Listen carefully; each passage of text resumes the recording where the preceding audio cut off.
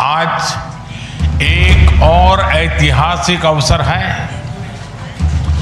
जब विश्व की दो सबसे बड़ी लोकतांत्रिक शक्तियां अपने संबंधों में एक निर्णायक अध्याय जोड़ रही है।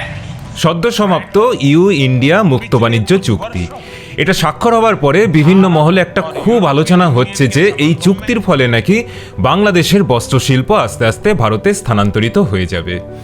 ট্রাম্পও ভারতের উপর ট্যারিফ হঠাৎ করে কমিয়ে দিয়েছে, যার সুবিধাও পাবে ভারত, এটাও বলা হচ্ছে। হঠাৎ করে দুনিয়ার সবাই ভারতের সাথে মুক্ত বাণিজ্য চুক্তি স্বাক্ষর করতে একেবারে উঠে পড়ে লেগেছে। মনে করা হচ্ছে যে ভারতের ওপর যে অতিরিক্ত শুল্ক রয়েছে সেগুলোর কারণে ভারতের রপ্তানি অনেক ঝাড় খেয়েছে এতদিন। কিন্তু সত্যিই কি তাই? এই শতাব্দীর শুরুর দিকে বস্ত্র রপ্তানিতে চীন ছিল সবচেয়ে এগিয়ে, তারপরে রেশম, তাঁত, পাটজাত বস্তু ইত্যাদি রপ্তানিতে তখন ভারত কিন্তু ছিল দ্বিতীয় স্থানে। তারপর ছিল বিভিন্ন ইউরোপীয় দেশ যেমন ইটালি, জার্মানি ইত্যাদি। এরপর ছিল বাংলাদেশের স্থান। আজ চীন যথারীতি প্রথম স্থানে রয়েছে। আজও দুনিয়ার 30% বস্ত্র রপ্তানি করে চীন, কিন্তু দ্বিতীয় স্থানে ভারতকে সরিয়ে জায়গা করে নিয়েছে বাংলাদেশ। এমনকি ভিয়েতনামের মতো ছোট দেশও রপ্তানি মূল্যে ভারতের থেকে এগিয়ে। এর পেছনে একটা কারণ হলো ভারতকে বাংলাদেশের থেকে অনেক বেশি ট্যারিফের মোকাবিলা করতে হয়, কারণ বাংলাদেশ পৃথিবীর সবচেয়ে অনুন্নত দেশগুলোর মধ্যে একটা। কিন্তু সেই কারণটা কিন্তু গৌণ। মূল কারণ বাংলাদেশের উৎপাদনের খরচ অনেক অনেক কম। কেন কম? আজ সেটাই বলবো। আজকের দিনে ইউরোপ, আমেরিকার বড় বড় নামি দামি কোম্পানিগুলোতে যে পোশাক বিক্রি হয় তার একটা বিশাল অংশই তৈরি হয় বাংলাদেশের কারখানাগুলোতে। একদিকে আছে পাশ্চাত্যের সেই ঝলমলে শপিং মল যেখানে গ্ল্যামার আর প্রাচুর্য একদম উপচে পড়ছে, আর তারই উল্টো দিকে আছে এক অন্ধকার জগৎ।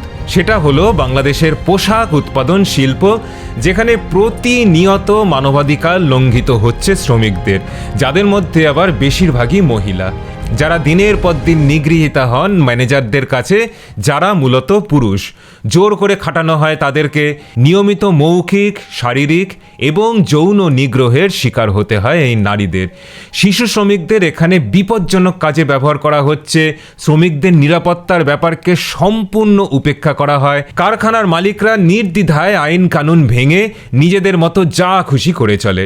বাংলাদেশের এই বস্ত্র শিল্পকে বলা হয় তাদের অর্থনৈতিক উন্নতির ইঞ্জিন, ওমেন এম্পাওয়ারমেন্ট বা নারীদের স্বনির্ভরতার জায়গা। কিন্তু এই শিল্পের সঙ্গে জড়িয়ে আছে রানা প্লাজার দুর্ঘটনার মতো ঘটনা 2013-তে, মানবজাতির ইতিহাসে সবচেয়ে বড় শিল্প দুর্ঘটনা, যাতে হাজারের বেশি লোক মারা গিয়েছিল আর কয়েক হাজার আহত হয়েছিল বা সারা জীবনের মতো পঙ্গু হয়ে কর্মক্ষমতা হারিয়েছিল। রানা প্লাজার দুর্ঘটনার মতো ঘটনা শুধু একটা কিন্তু নয়, একের পর এক দুর্ঘটনা ঘটেছে এই উৎপাদনের খরচকে কম রাখতে। 2005-এ বেআইনিভাবে তৈরি স্পেকট্রাম ফ্যাক্টরি ধসে যাওয়া, 2012-তে তাজরিন ফ্যাশনে আগুন লাগা, যেখানে 100-রও বেশি লোকের মৃত্যু ঘটেছিল। এমনকি খুব সম্প্রতি অক্টোবর 2025-এ ঢাকার মিরপুরে গার্মেন্ট ফ্যাক্টরিতে আগুন লাগা, যাতে 16 জনের মৃত্যু হয়েছিল। এর দায় এড়াতে পারেনি কিন্তু পশ্চিমের বড় বড় ফ্যাশন কোম্পানিগুলো। বাংলাদেশের বস্ত্রকে রক্তাক্ত বলে আখ্যায়িত করেছিল মানবতাবাদী সংগঠনগুলো। মাইকেল কনার্টি নামের একজন ব্রিটিশ এমপি বলেছিলেন যে বাংলাদেশের পোশাক শিল্প আজকের দিনে দাসত্ব ছাড়া কিছু নয়। ইউরোপীয় কমিশনের বাণিজ্য সচিব ক্যারেল ডি গুট সমস্ত ইউরোপীয় কোম্পানি যারা বাংলাদেশ থেকে পোশাক আমদানি করত তাদেরকে একদম সতর্ক করে দিয়েছিলেন, সাথে বাংলাদেশ সরকারকেও। ব্রিটেনের প্রাইমার্ক, বেনিটন ইত্যাদি কোম্পানির স্টোরের সামনে নিয়মিত প্রতিবাদ মিছিল হতো, চাপ দেওয়া হতো যাতে ব্রিটিশ কোম্পানিগুলো বাংলাদেশের থেকে পোশাক না কিনতে পারে, যতক্ষণ না বাংলাদেশের শ্রমিকদের নিরাপত্তাকে সুনিশ্চিত করা হচ্ছে। রাষ্ট্রপুঞ্জ থেকে অনেক ইনকোয়ারি হয়েছে, নানা নিয়মকে লাগু করার চেষ্টা হয়েছে শ্রমিকদের নিরাপত্তার স্বার্থে, কিন্তু বলাই বাহুল্য যে শ্রমিকদের জীবনের নিরাপত্তা দিতে আজও সবাই অক্ষম। ওয়ালমার্ট, জেসি পেনির মতো বড় বড় কোম্পানিগুলো শ্রমিকদের স্বার্থ রক্ষার্থে কোনো অতিরিক্ত খরচ করতে রাজি হয়নি। তাই বাংলাদেশের বস্ত্র শিল্পের পেছনে যে অন্ধকার জগৎ, আজও তার কোনো পরিবর্তন হয়নি। অপরদিকে চীন এই বস্ত্রশিল্প উৎপাদন করছে সম্পূর্ণ নতুন উপায়, যার নাম হলো অন্ধকার কারখানা। কি সেটা বলছি খুব শিগগিরই। ভারতের বস্ত্রশিল্পের মূল সমস্যাগুলো কি সবই বলছি এক এক করে।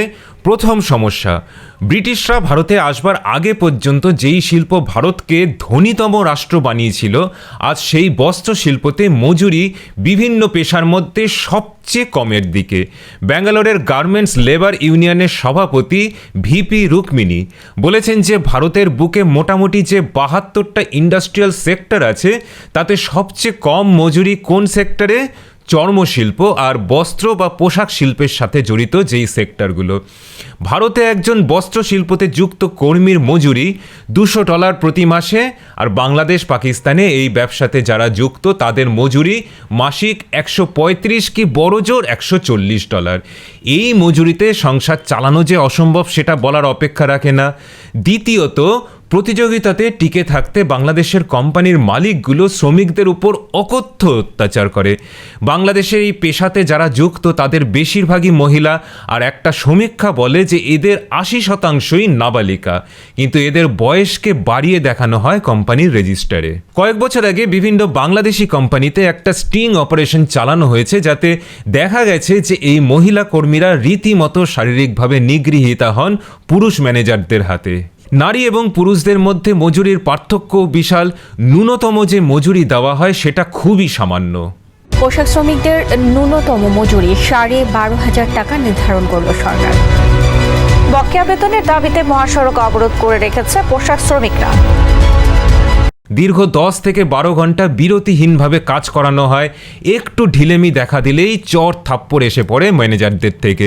শুধু তাই নয়, যেই ঘরে কাজ করে এই শ্রমিকরা সেই ঘরটার দরজাটা পর্যন্ত তালা দিয়ে বন্ধ রাখা হয়, শ্রমিকরা যাতে কাজের সময় বাইরে যেতে না পারে। এমনকি বাথরুমে একজন কতবারের বেশি যেতে পারবে না সেটাও ঠিক করে দেওয়া থাকে। শরীর খারাপ হলেও ছুটি নেবার উপায় নেই, এমনকি মাতৃত্বের সময় ছুটি চাইলে চাকরিই চলে যায়। একদিকে ফ্যাক্টরির মধ্যে মেশিন চলার জন্য চূড়ান্ত গরম, তার মধ্যে মালিকদের ধমক। এত কিছুর পরেও কি মাইনেটা সবসময় ঠিকঠাক পাওয়া যায়? না। সারা মাস পরিশ্রম করা যে ন্যূনতম মাইনেটার জন্য, সেটারও কোনো ভরসা নেই। প্রতিবাদ করলে চাকরিই চলে যাবে। কোনো মাসে বেতন ঠিক মতো দেয় না, আমরা বেতন চাইলে আমাদেরকে হুমকিজনক কথা বলা হয়। মাসের বেতন দেবো না, ওরা বেতন দিতে পারবো না। আর এই সব কারণেই বাংলাদেশে তৈরি পোশাকের দাম আন্তর্জাতিক বাজারে এত কম, যাতে বিদেশি কোম্পানিগুলো চুটিয়ে মুনাফা করতে পারে। আর চরম মূল্য দিতে হচ্ছে লক্ষ লক্ষ বাংলাদেশি শ্রমিককে। এর মধ্যে সবচেয়ে উল্লেখযোগ্য ঘটনা হলো রানা প্লাজার দুর্ঘটনা। রানা প্লাজা তৈরি হয়েছিল 2006-এ জলাজমি বুঝিয়ে। মালিকের নাম হলো সোহেল রানা। এখানে 5,000 জন শ্রমিক চালিত একটা গার্মেন্ট ফ্যাক্টরি ছিল। বেনিটন, জারা, প্রাইমার্ক, ওয়ালমার্ট ইত্যাদির জন্য পোশাক বানানো হতো। এই রানা প্লাজার ওপরের 4টে তলা কোনো রকম পারমিট ছাড়া বানানো হয়েছিল। শুধু তাই নয়, পুরো বিল্ডিংটাই বানানো হয়েছিল মূলত অফিস আর দোকানের জন্য, ফ্যাক্টরি বানানোর জন্য নয়। তাই ফ্যাক্টরির ভেতর যে হেভি মেশিন চলে তার ভাইব্রেশনকে সহ্য করার ক্ষমতা এই বিল্ডিংয়ের দেওয়ালগুলোর ছিল না। 23শে এপ্রিল 2013 একটা টিভি চ্যানেল থেকে রিপোর্ট করে যে রানা প্লাজার বিল্ডিংয়ে বিপজ্জনক ফাটল দেখা যাচ্ছে। অফিস দোকান সমস্ত খালি করে দেওয়া হয় সঙ্গে সঙ্গে। কিন্তু রানা প্লাজার মালিক সোহেল রানা টিভির পর্দাতে জানায় যে বিল্ডিং সম্পূর্ণভাবে সেফ, তাই সমস্ত বস্ত্র কর্মীদের তিনি কাজে যোগ দিতে বলেন। শুধু তাই নয়, কর্মীরা যদি কাজে যোগ না দেন তাহলে সারা মাসের মজুরি কেটে নেবেন, এই ধমকিও দিয়েছিলেন। পরদিন অর্থাৎ 24শে এপ্রিল অফিস দোকান না খুললেও যথারীতি কাজ শুরু হলো ফ্যাক্টরিতে। আর 8:57-তে বিল্ডিংটা হুড়মুড় করে ভেঙে পড়ে। 3,122 জন শ্রমিক তখন কর্মরত ছিলেন। ট্র্যাজেডির এখানেই শেষ নয়। এই ধরনের অ্যাক্সিডেন্ট হলে উদ্ধার অভিযানের জন্য যা দরকার তাও পর্যাপ্ত ছিল না। 19 দিন ধরে এই উদ্ধার কার্য চলে। এর মধ্যে প্লাজার মালিক সোহেল রানা ভারতে পালিয়ে আসার চেষ্টা করে, কিন্তু শেষ পর্যন্ত ধরা পড়ে। এর আগেও অসংখ্য দুর্ঘটনা ঘটেছে বাংলাদেশের পোশাক শিল্পক্ষেত্রে। রানা প্লাজার ঘটনার পর বিদেশি বড় বড় কোম্পানিগুলোকে সবাই নিশানা করেছিল প্রতিযোগিতাতে জামা কাপড়ের দাম কম রাখতে আর নিজেদের মুনাফাকে বজায় রাখতে এই কোম্পানিগুলো বাংলাদেশের মতো অনুন্নত দেশ থেকে পোশাক কিনছে। আজ যদি ভারতকে এই বস্ত্র শিল্পে খুব দ্রুত প্রোডাকশন বাড়াতে হয় তবে এটা দেখতে হবে যে এটা যেন বাংলাদেশের বস্ত্র শিল্পের মতো হয়ে না দাঁড়ায়। রানা প্লাজা বা স্পেকট্রাম ফ্যাক্টরির মতো দুর্ঘটনার পর এই ফাস্ট ফ্যাশন ব্যাপারটাকেই সবাই কাঠগড়াতে দাঁড় করিয়েছিল। আজকের দিনে ফ্যাশনের জামা কাপড় বলতে আমরা বুঝি যে আমেরিকা বা ইউরোপের কোনো কোম্পানির লোগো আটকানো জামা কাপড়, যেমন ধরুন জন লেউইস অথবা কেলভিন ক্লেইন বা বেনিটন কিংবা জারা, এই সমস্ত বড় কোম্পানির পোশাক। কিন্তু আজ থেকে কয়েক শতক আগে ব্যাপারটা কিন্তু পুরোপুরি অন্যরকম ছিল। ইউরোপের অভিজাত পরিবারদের কাছে ভারতীয় তাঁত কি রেশম ছিল বনেদি আনার চিহ্ন। এই ট্রেন্ডটাই ছিল কিন্তু হাজার বছরের বেশি সময় ধরে। ভারতের তাঁত বস্ত্র রোমের বনেদি মহিলাদের এত প্রিয় ছিল যে প্রতি বছর রোম সাম্রাজ্যকে 2 কোটি স্বর্ণমুদ্রা ব্যয় করতে হতো এর জন্যে। মেহেরগড়ে পাওয়া সিন্ধু সভ্যতার নিদর্শন থেকে জানা যায় যে 5000 BC-তেও তাঁত বস্ত্র তৈরি হতো। চরকাতে তাঁত বোনা সূচিকর্মের মধ্যে দিয়ে নানা শিল্পকর্মকে ফুটিয়ে তোলা হতো। আলেকজান্ডারের সৈন্যদের এই তাঁত বস্ত্র খুব পছন্দের ছিল। বাংলায় তৈরি মসলিন, তাঁত ইত্যাদি ছিল আমেরিকা, ইউরোপ, আফ্রিকা হয়ে সুদূর জাপান এই বিশ্বজোড়া বাণিজ্যের সবচেয়ে গুরুত্বপূর্ণ বস্তু। সারা পৃথিবীর বস্ত্র রপ্তানির 25% হতো এই বাংলা থেকে। কার্ল মার্কস 1853 সালে বলেছিলেন যে ঔপনিবেশিক যুগের আগে এই বস্ত্র শিল্পই ভারতের মূল অর্থনৈতিক চালিকা শুধু ছিল তাই নয়, ভারতীয় জীবন আবর্তিত হতো একে কেন্দ্র করেই। ভারতের তৈরি বস্ত্র ইউরোপে এত পপুলার ছিল যে ব্রিটিশ গভর্নমেন্ট 1700 সালে ক্যালিকো অ্যাক্ট আইন পাশ করে এর আমদানি বন্ধ করে দেয়। এর পরবর্তী যুগে ব্রিটিশ শাসনে এই বস্ত্র শিল্পকে ধ্বংস করা হয় আর ব্রিটেন থেকে মিলের কাপড় ভারতের বাজারে ভরিয়ে দেওয়া হয়। বাংলার বস্ত্রশিল্প ধ্বংস হয়ে যায়।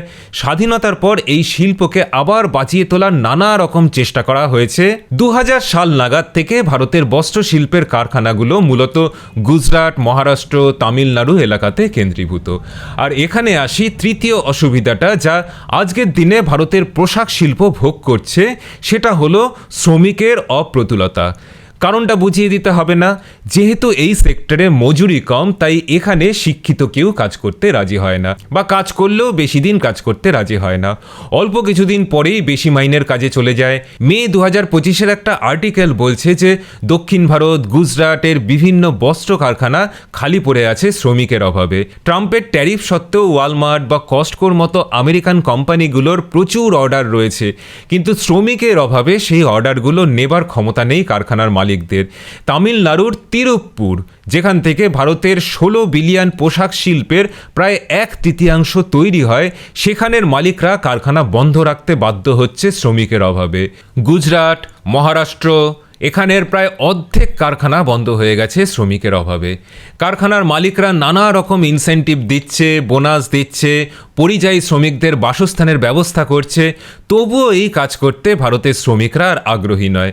আর এই কাজ করতে একসময় বিহার বা উত্তরপ্রদেশ থেকে পরিযায়ী শ্রমিকরা আসতো। আজ বিহার, উত্তরপ্রদেশেই যথেষ্ট কর্মসংস্থান হচ্ছে, তাই শ্রমিকের অভাব আরও প্রকট হচ্ছে।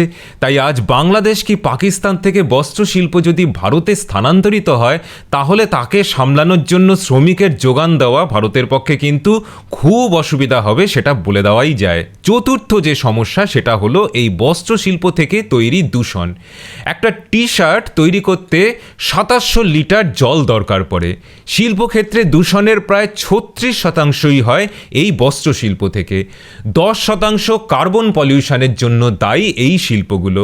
সিনথেটিক কাপড়ের জন্য প্রতি বছর 5 লাখ টন মাইক্রোফাইবার সমুদ্রের জলে গিয়ে মেশে, যা 50 বিলিয়ন প্লাস্টিক বোতলের সমান।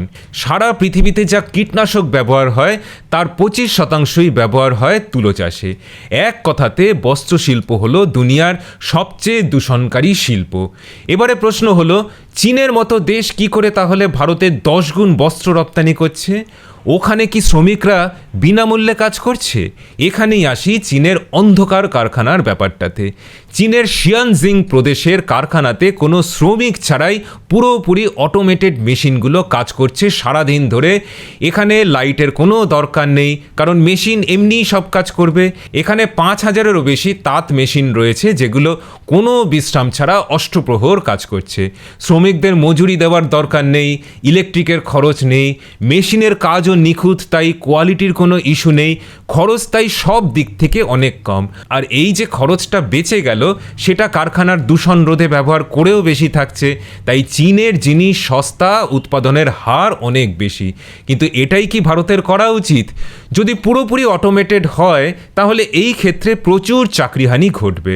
ভারতের মতো দেশের পক্ষে সেটা একদমই কাম্য নয়। এখানেই ভারতকে একটা ব্যালেন্স আনতে হবে।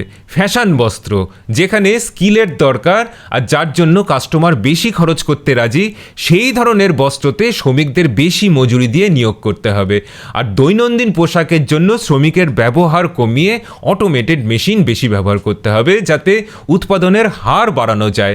শ্রমিকের জীবনের নিরাপত্তার বিষয়টাকে কোনোভাবেই লঘু করে দেখলে হবে না। বাংলাদেশ আর ভারত আজকে এক নয়। বাংলাদেশের নাগরিকরা দুর্ঘটনাতে মরে বা নিজেদের মধ্যে দাঙ্গা হাঙ্গামাতে মরে, হিন্দু হলে তাদেরকে পুড়িয়ে মেরে দেওয়া হয় শুধু হিন্দু হওয়ার দোষে। বাংলাদেশে যখন যে পার্টি ক্ষমতাতে থাকে তখন তাদের বিরোধী নেতা নেত্রীদের দেশ থেকে পালিয়ে প্রাণ বাঁচাতে হয়। দেশের নেতা নেত্রীদের যখন সুরক্ষা দিতে পারছে না বাংলাদেশ একটা রাষ্ট্র হিসাবে, তখন তার নাগরিকদের যে সুরক্ষা দিতে পারবে না সেটা তো বলাই বাহুল্য। কিন্তু দায়িত্বশীল রাষ্ট্র হিসাবে ভারত কিন্তু নাগরিকদের জীবনের সুরক্ষার সঙ্গে কোনো রকম আপোষ করতে পারে না। আবার আপোষ করা যাবে না পরিবেশের সাথেও। পরিবেশ না বাঁচলে আমরা তো কেউই বাঁচব না। তাই ভারতের সামনে আজ বিশাল অপরচুনিটি, সাথে কিন্তু আছে অনেক চ্যালেঞ্জও।